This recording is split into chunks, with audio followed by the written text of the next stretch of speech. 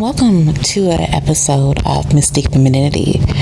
This is going to be a bonus episode that really just came to me as I was doing my reflection on this wonderful Sunday.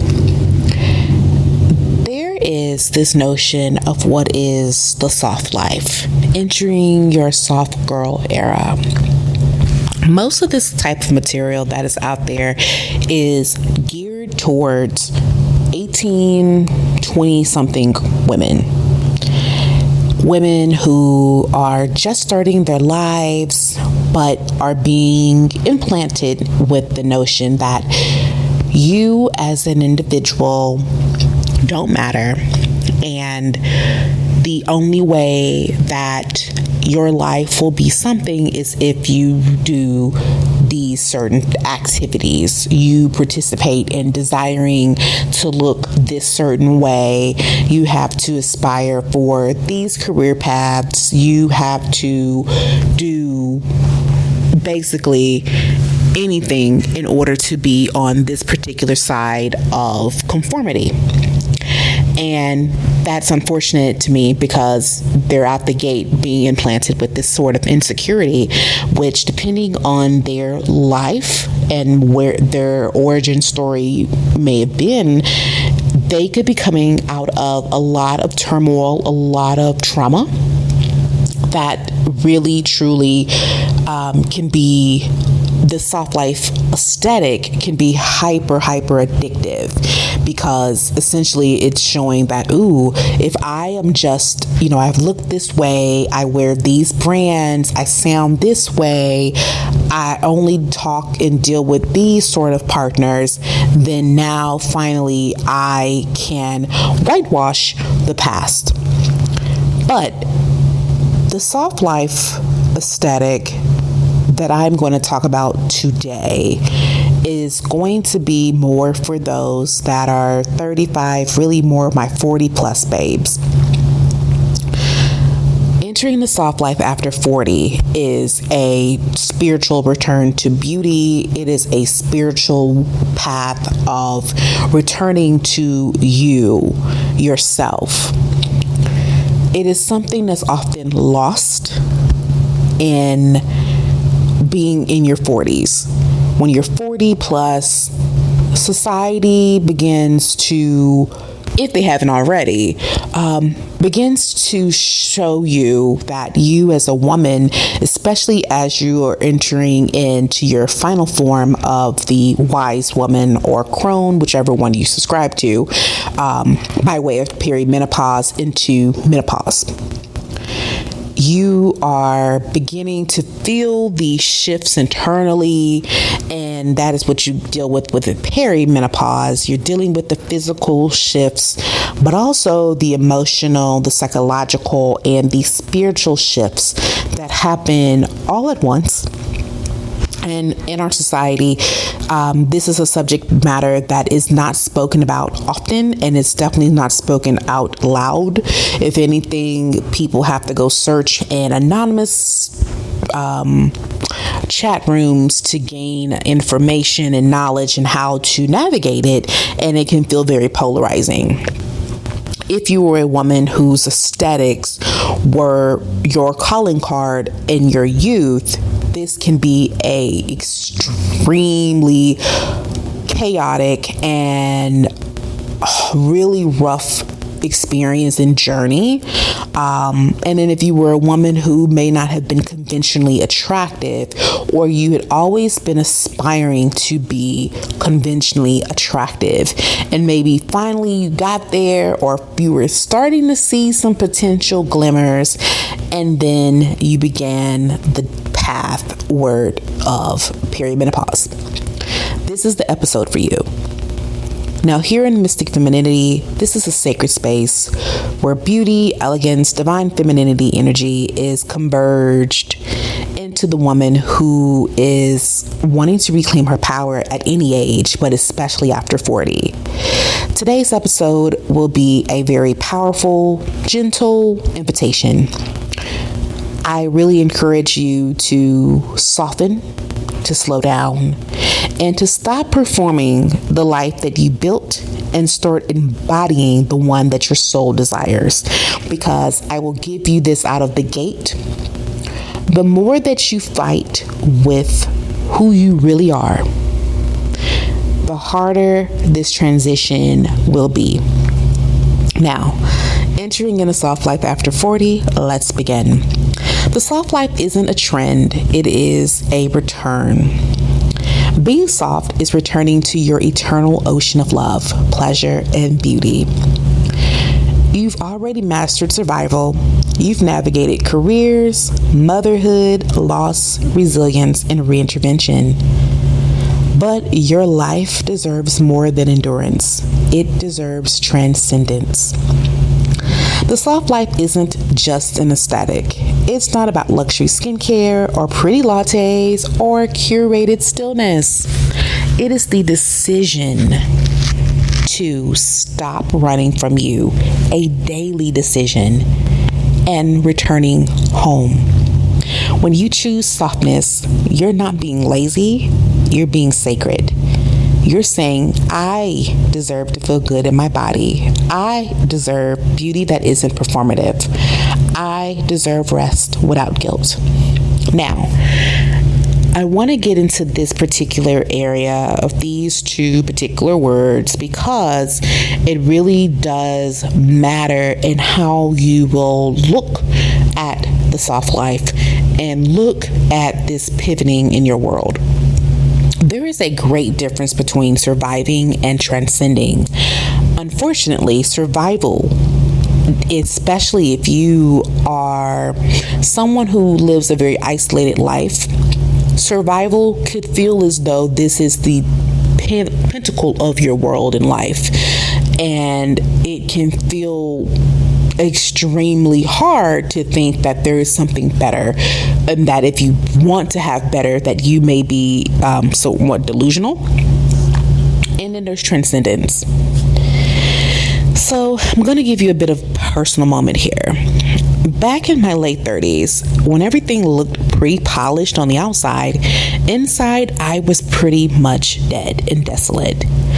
Burnout has not even crept in, it had taken residence, and it had exceeded beyond what is the notion of burnout into just a deep exhaustion and disconnection. I believe deeply now, after having to go through that path and journey, in order to be in your most sacred place as a woman, one would show it based off their sensuality, their presence, their joy. When those things are lacking, you begin to lack juiciness, that I like to call it. And you will know, it will be something that you will feel as though there's something missing. You may be doing all the things right, but there's still something, there's a missing ingredient in the mixture. So one morning I looked in the mirror and I really did not recognize the woman looking back at me. She looked responsible, but she definitely wasn't radiant. She looked very capable, but she wasn't alive. At this moment, I had to take the invitation that was before me, which was going into softness. Not as weakness, because often softness and weakness are somehow connected and they're the farthest from the truth. To be soft is a choice, it's an active choice. And that means you have the ability to be flexible, to expound and adapt based on where you are, rather than being hard, which oftentimes is a autopilot method. You're not thinking about it, it's just what is. Being hard can make you very brittle. Being brittle means that you're very vulnerable to any sort of drop could shatter you to pieces. And this happens a lot in this transition in perimenopause and just being at 40 and maneuvering into a whole life, different life path.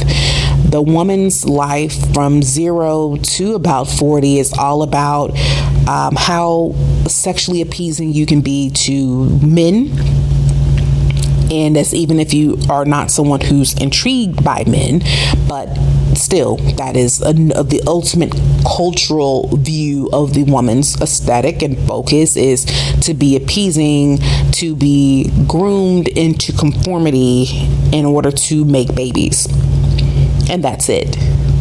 Your thoughts and opinions and education really are hyper secondary, depending on what communities you're in. But that is really the nuts and bolts of what a woman is in that 0 to 40 range. Now, women do a lot of different things, which is wonderful, and I love that. But I'm looking at it from a more collective view.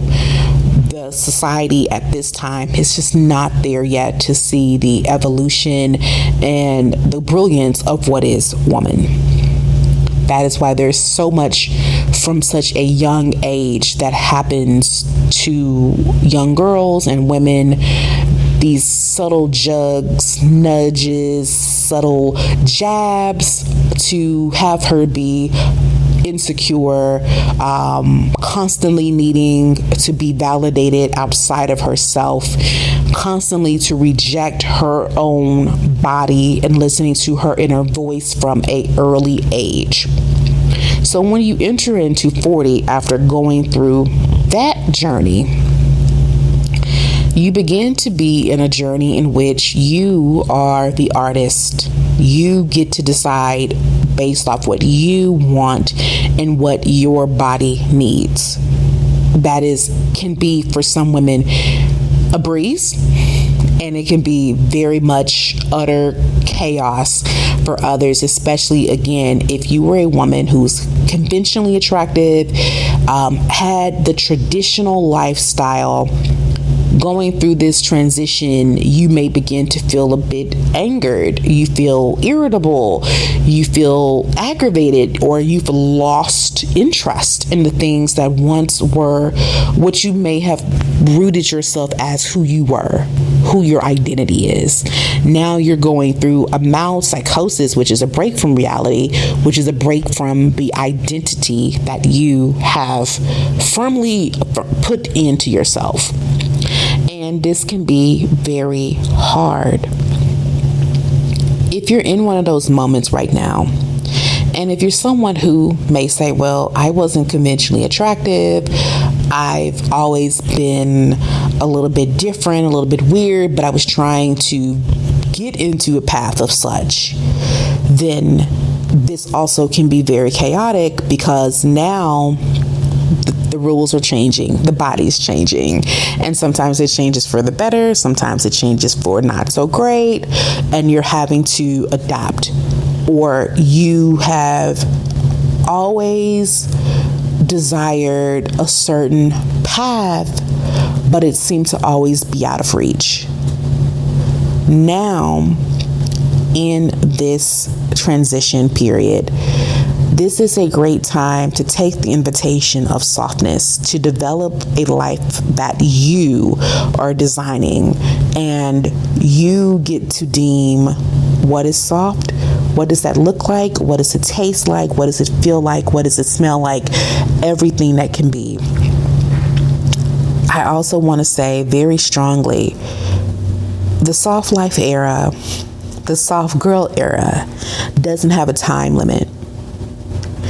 As long as you are still in this 3D reality, you have the ability to morph into what you want. I would highly, highly, highly suggest that you take any time limits off of such, because that is going to allow you to have the most fluidity in this particular life. Now, the feminine energy beneath the softness, it takes actual power to be in the soft life. It's not a productivity hack. It's not a Pinterest routine. It's feminine energy, your birthright. But even though this is your birthright, it can feel so foreign. And for some, being in your femininity can be very scary if you have been met with violence in the past. And I don't always mean physical violence, but just I see violence on a spectrum. If as a little girl you wanted to be pretty and you wanted to dress up, wear big bows, or you got older and you really still love the color pink and you felt you desire to spend moments with yourself in the morning to look nice, but you're met with this harshness, criticalness, that can be very violent. That can make you feel as though, okay, being me and being interested in the things that I find intriguing are not okay. It's not safe. I look at this from a career spectrum. There are a lot of women working at this time. However, they may be women biologically, but emotionally, energetically, they are pretty stunted. They are not operating out of the juiciness and the creativity and the ability to nurture things in a way that can be beautiful and rewarding. And this can be applied to so many different fields. However, it has been ingrained that in order to get far in the work world, you basically need to adopt a masculine persona, or you need to be more into your masculine energy. There is a need for both. There's a real need for balance of both. But when you are over the top in one, that means the other becomes stunted, especially if it's not developed or watered. Even if it's outside of work, oftentimes that's just forgotten. It's orphaned because it's not something that is seen as respectful. And if you're someone who, again, has been working, but you've been met with such fierce pushback, the little jabs, the passive aggressiveness, the microaggressions, you begin to feel a bit, over the years, scared to be who you are. And so it will feel very uncomfortable to be in your energy, which is the feminine energy. It is something that is hyper intuitive. You have the ability to receive, to magnetize, to rest, and do all those things without apology, because you understand that as a feminine being, this is how you operate. This can be very chaotic again and very scary. So for many of us, we've been taught that to be seen as valuable, we must be booked and busy. But the feminine is not of that hustle culture. It is not about hustling for your worth. It remembers that it's worthy on its own accord. This energy is hyper restorative. And when you start to return to it through beauty, through rest, through embodiment presence, your entire life will begin to soften. And I want to say that this will not be an overnight process. You can't do 3 affirmations and wake up in the morning and expect it to be. But whatever you put your energy into, whatever you pour yourself into, will grow. Your anxiety grows because you put a lot of energy into it and you've gotten really great at it. Sometimes we are super brilliant. We do things to the fullest. We do them to the max, and we are excellent at all that we do. However, sometimes the things that we are excellent in aren't great for us, but we've done it to the highest ability. That's what's happened when you are at that 40 mark and you don't feel soft. You don't feel juicy. You've done all the things at the greatest level, but not to your benefit. Now, I want to move into how to begin to live in the soft life after 40. So how do you return to you? How do you do this? Number 1 will be mirror work. I've mentioned this a few times on this podcast. Each morning, I want you to look in the mirror. I want you to look at yourself. And I want you to say, I am safe to be seen. I am beautiful in my being. I choose softness today. This isn't about vanity. This is about the vibrational recalibration. We have to begin to retune, refine, and dial in to the energy that we want to be in. The next is creating emotional spaciousness. Stop stuffing down your feelings to stay composed. To my women who are going through perimenopause, you are going through a lot of these emotional sort of outbursts. Some call it a second puberty. You're going through tantrums. The reason why you're going through that is because you're going into your final form. You're now at a point where you have to integrate everything that you have been experiencing. And there are things that need to be unpacked so that you can tease it out in order to hold into the actual greatness that came from those lessons. The more that you try to compress, the more you will feel like you're going to become unglued. I have a suspicion that some of these hot flashes are our body's way of trying to have us go and tend to ourselves. But instead, we will do any and everything to try to go back to the way it was. But the way it was not working. And now we have outgrown the way it was and we need to go forward. And so being able to express what we need to say, how we need to say it without judgment is going to allow you to have softness. Softness will allow you to process and release. Again, softness allows you to process and release, not suppress and perform. Do some journaling, some breath work will help you instead of trying to power through that emotion, because the emotions are not to be hated. They're to be processed, reviewed, and let go. Sacred adornment. I love this because you're now at a phase where you can dress the way you want to, and it's really what makes you happy. What's of interest to you? It's not about, well, what's in trend? What's this? What's that? No, what do you like? Now, I do know that there are many women who don't actually know what makes them happy. They don't know fashion in a way of what looks good on them or not. I'm big about experimenting.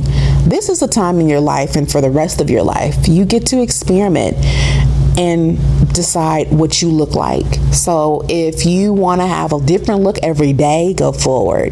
If you have hated wearing certain items, throw them in the trash. You get to decide what you wear.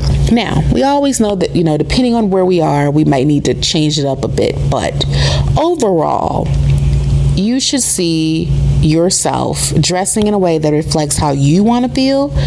It can be elegant, radiant. It can be grounded, boho, earthy, sexually spicy, whatever you want it to be. Even if no one sees you, you can feel it. And if you're feeling that energy comes out. And then you become a mirror of your own devotion. So experiment, cut your hair, get extensions, dye your hair. Do whatever you want to do. Wear makeup, don't wear makeup.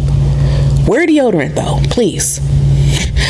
But you can do what you want to do, because this is returning home. And your home, which is you, your temple, should reflect you. You get to choose pleasure without permission. And pleasure can be something that you do throughout the day. So you can sip your tea slowly. You can be like me, who always has to have fresh flowers in the home. You can cancel meetings that drain you.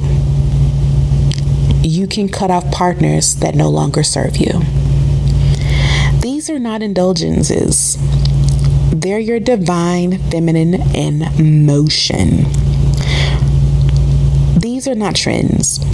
These are timeless feminine practices that have been lost in a world that glorifies burnout. You are in one of the most greatest phases of your life, ladies. I really want you to take heed to that. You've survived enough. Now is the time to soften, to return to the you that doesn't chase worth but embodies it, chooses beauty not for validation but for vibrancy. The soft life after 40 isn't a luxury, it is a spiritual rite of passage. Now, if this episode spoke to your soul, I'd invite you to read the full reflection on my blog, The Midlife Edit, or you can join my email list for sacred tools and gentle reminders that softness is your superpower. Thank you for being here and listening. Thank you for returning to yourself because it does a great joy to the world. And until next time, stay soft, stay sacred, and stay rooted in your femininity. Bye.